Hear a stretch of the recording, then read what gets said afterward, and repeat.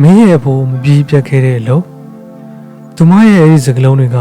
ကျွန်တော်ခေါင်းထဲမှာမိုးချိုးပစ်လိုက်သလိုပါပဲကျွန်တော်သိခဲ့တဲ့အဖို့ကရွာမှာပဲအေးအေးဆေးဆေးနေတတ်တဲ့တာမန်လူကြီးတစ်ယောက်ပါဘယ်တော့မှဒီလိုထူးဆန်းတဲ့ဒေါနတ်တွေကလက်သမီးလေးနဲ့ပတ်သက်ခဲ့တာလေကျွန်တော်သူမကိုကူရဲကကြောက်ကလေးလေးပေါ်မှာနားဖို့ပြင်ဆင်ပေးလိုက်တယ်သူမရဲ့သားရည်ကတဖြည်းဖြည်းနဲ့ပုံမှန်ပြန်ဖြစ်လာပြီမဲ့အားနေနေတော့မယ်သူမကကျွန်တော်လက်ထဲကဆောင်းဟောင်းကြီးကိုကြည့်ပြီးတပ်ပြင်းတစ်ချက်ချလိုက်တယ်ပြီးတော့သူမကျွန်တော်ကိုစကားပြောလာတယ်မင်းရဲ့ဖို့ကဒီတောအုပ်ရဲ့နောက်ဆုံးအဆောင်၆ပဲအောင်သူလွန်ခဲ့တဲ့နှစ်30ကအမောင်တို့ကဒီတောအုပ်ရဲ့နှလုံးသားကိုဝါမျိုးဖို့စူးစမ်းခဲ့တယ်မင်းရဲ့ဖို့ကသူ့ရဲ့အသက်နဲ့လဲပြီးဒီအမောင်တို့ကိုချိတ်ပိတ်ခဲ့တာကျွန်တော်ကြောင်သွားတယ်အဖိုးကဆုံးသွားတာမဟုတ်ဘူးလားဒါပေမဲ့သူကပြောပြပုံရဆိုရင်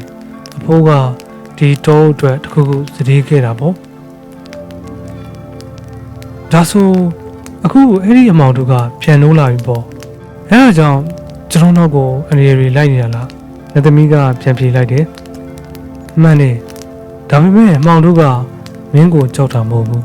မင်းစီမှာရှိနေတဲ့သွေးကိုသူတို့လိုချင်နေတာမင်းဖိုးရဲ့သွေးကပဲအဲ့ဒီရှိတ်ပိတ်မှုကိုပြန်ဖွင့်နိုင်တယ်လို့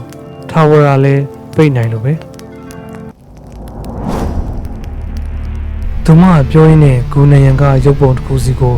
လက်ညှိုးညွှန်ပြတယ်အဲ့ဒီပုံမှာလူတစ်ယောက်ကကြောက်တိုင်ကြီးတစ်ခုချင်းမှာလက်ပတ်လေးတစ်ခုကိုမြောက်ထားတယ်ဟုတ်တယ်အခုကျွန်တော်လက်ထဲကလက်ပတ်လေးနဲ့ပုံစံတူပဲကျွန်တော်ရဲ့ရုပ်ကိုသေချာကြည့်ဖို့အနာတိုးသွားတဲ့အချိန်မှာပဲအိတ်ထဲကဆောင်းဟောင်းကြီးကသူ့လိုပွင့်လာပြန်ရောဆောင်းကနောက်ဆုံးစာမျက်နှာမှာရက်သွားတယ်အဲဒီစာမျက်နှာမှာဘာစာမှရေးမထားဘူးဒါပေမဲ့စာရွက်လယ်မှာကျွန်တော်ရဲ့လက်ပွေပုံစံအတိုင်းအရာလေးတစ်ခုရှိနေတယ်ကျွန်တော်ဆက်စုပ်ကျင်စိမ့်နဲ့အဲ့ဒီလက်ပွေရာပေါ်ကိုကျွန်တော်လက်မလေးနဲ့ဖိချလိုက်မိတယ်